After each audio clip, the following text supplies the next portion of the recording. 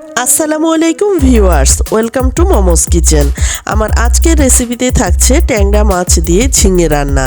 এই গরমে এমন একটি তরকারি হলে আর কোনো কিছুই লাগে না, যেটা খেলে পেট শান্তি এবং মনও ভরে যায়। এমন একটি রেসিপি হলে 2 প্লেট ভাত অনায়াসেই খেয়ে ফেলা যায়। আজকের রেসিপির জন্য এখানে আমি 1 কেজি পরিমাণ ঝিঙে নিয়েছি, আর এগুলোকে আমি খোসা ছাড়িয়ে লম্বা করে টুকরো করে নিয়ে নিলাম। আর এখানে নিয়ে নিলাম 8টি ট্যাংরা মাছ। মাছগুলোকে আমি কেটে ধুয়ে পরিষ্কার করে নিয়েছি। মাছগুলো ভেজে রান্না করব, তাই দিয়ে দিলাম স্বাদ মতো লবণ, হাফ চা চামচ পরিমাণ হলুদের গুঁড়ো, আর দিয়ে দিলাম হাফ চা চামচ পরিমাণ মরিচের গুঁড়ো। মাছগুলো আমি মশলার সাথে খুব ভালোভাবে মিশিয়ে নিলাম। এখন আমি মাছগুলো ভাজার জন্য চুলায় একটি কড়াই বসিয়ে এর মধ্যে কিছুটা তেল গরম করে নিলাম, আর এক এক করে মাছগুলো দিয়ে দিলাম। মাছগুলোর যখন এক পাশ ভাজা হয়ে গেছে তখন আমি মাছগুলোকে উল্টিয়ে দিচ্ছি। আর আপনারা চাইলে মাছটা কষিয়েও রান্না করে নিতে পারেন। আর একইভাবে আমি মাছের অপর পাশটাও ভেজে নিলাম। এখন আমি মাছগুলোকে তুলে নিচ্ছি। মাছগুলোকে আমি মুচমুচে করে ভেজে নিলাম, কারণ বাচ্চারা অনেক সময় নরম মাছ খেতে পছন্দ করে না। একই প্যানের মধ্যে দিয়ে দিলাম আরও কিছুটা তেল। এখন দিয়ে দিলাম 2টো পেঁয়াজ কুচি, আর দিয়ে দিলাম 3-4টি কাঁচামরিচকে ফালি করে। এখন আমি পেঁয়াজগুলোকে কিছুটা নরম করে ভেজে নিচ্ছি। এখন দিয়ে দিলাম স্বাদমতো লবণ, 1 চা চামচ পরিমাণ রসুন পেস্ট, 1 চা চামচ পরিমাণ আদা পেস্ট। এখন আমি এই মশলাগুলোকে কিছুক্ষণ ভেজে নিলাম যেন কাঁচা স্মেলটা চলে যায়।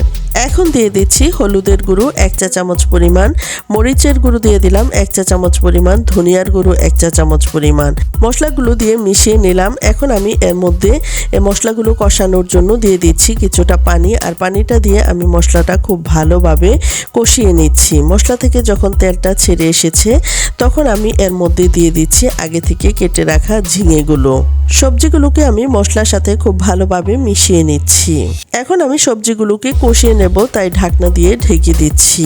ঝিঙে সবজিটা খুবই নরম, তাই এই সবজিটা রান্না করতে খুব বেশি সময় লাগে না। আর এরই মধ্যেই সবজিটা কষানো হয়ে গেছে। এখন আমি এর মধ্যে দিয়ে দিচ্ছি ঝোলের পানি, তবে এখানে পানির পরিমাণটা খুবই অল্প দিতে হয়। ঝিঙে সবজিটা যেমন নরম, তার মধ্যে এর মধ্যে কিছুটা পানিও উঠে যায়। ঝোলটা যখন খুব ভালোভাবে ফুটে উঠেছে তখন আমি এর মধ্যে দিয়ে দিলাম 1 চা চামচ পরিমাণ ভাজা জিরার গুঁড়া, আর দিয়ে দিলাম কয়েকটি কাঁচা মরিচ। এখন আমি আগে থেকে ভেজে রাখা মাছগুলো এর মধ্যে দিয়ে দিলাম, আর মাছগুলো দিয়ে আমি হালকা হাতে নেড়ে মিশিয়ে নিচ্ছি। আবারও ঢাকনা দিয়ে ঢেকে খুবই অল্প সময়ের জন্য রান্না করে নিচ্ছি। দেখুন আমি রান্নার একেবারেই শেষ পর্যায়ে চলে এসেছি, আর এর মধ্যে ঝিঙেটাও খুব ভালোভাবে সিদ্ধ হয়ে গেছে। এখন আমি এর মধ্যে কিছুটা ধনিয়া পাতা কুচি দিয়ে দিচ্ছি। যে কোনো সবজি রান্নায় ধনিয়া পাতাটা ব্যবহার করলে কিন্তু এটা খেতে বেশি স্বাদ হয়। আর ধনিয়া পাতা দিয়ে আমি 1 মিনিট সময়ের মতো রান্না করে চুলাটা বন্ধ করে দিয়েছি। আর এখন চলে আসলাম পরিবেশনে। আর এটা দেখে নিশ্চয়ই বুঝে নিতে পারছেন এটা কতটা লোভনীয় হয়েছে। মাশাআল্লাহ, এটা খেতে কিন্তু অনেক বেশি সুস্বাদু হয়েছে। যদিও এটি সাধারণ একটি খাবার, তবু খেতে কিন্তু অসাধারণ লাগে। এই গরমে তৃপ্তি করে খাওয়ার জন্য এমন একটি সবজি কিন্তু যথেষ্ট। এই তরকারিটা খেতে কিন্তু খুবই সুস্বাদু হয়েছে। আশা করছি আপনাদেরও ভালো লেগেছে। আবারও দেখা হবে নতুন কোনো ভিডিওতে।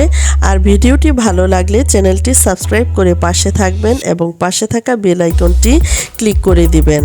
আজ এ পর্যন্তই। আল্লাহ হাফেজ।